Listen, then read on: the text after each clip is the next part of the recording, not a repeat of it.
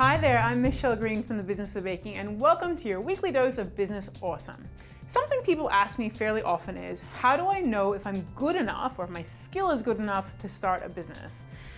And I have to admit that I've seen a lot of people selling things out there that I think, oh God, no, like who told you to sell that? That thing's terrible. But I've also seen the opposite, where people send me all these incredibly stunning photos of their work and ask me if I think they're good enough to sell yet.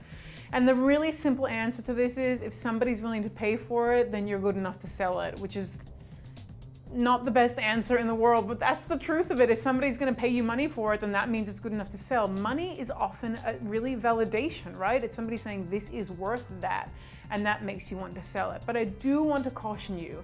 I think there are a lot of people out there who start out in business selling a bunch of stuff and they're doing fine, and I notice that they're selling things at really high prices when the quality just isn't there yet.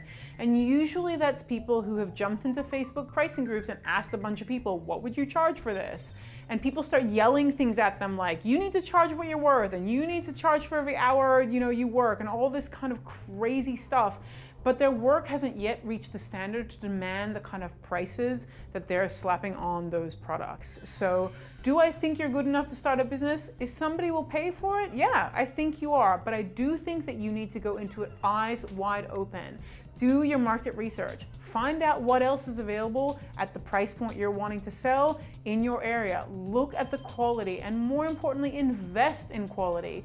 Will people pay for things? Almost always, but you want them to keep paying for it, and that means that your level of skill has to increase alongside with your prices increasing. You cannot just come out of the gate with something that looks fairly mediocre with a super high price tag and think that that's a sustainable business plan.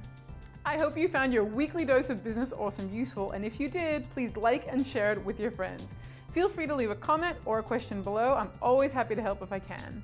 For more tips and training, pop over to thebizofbaking.com and sign up for my newsletter. See you next week.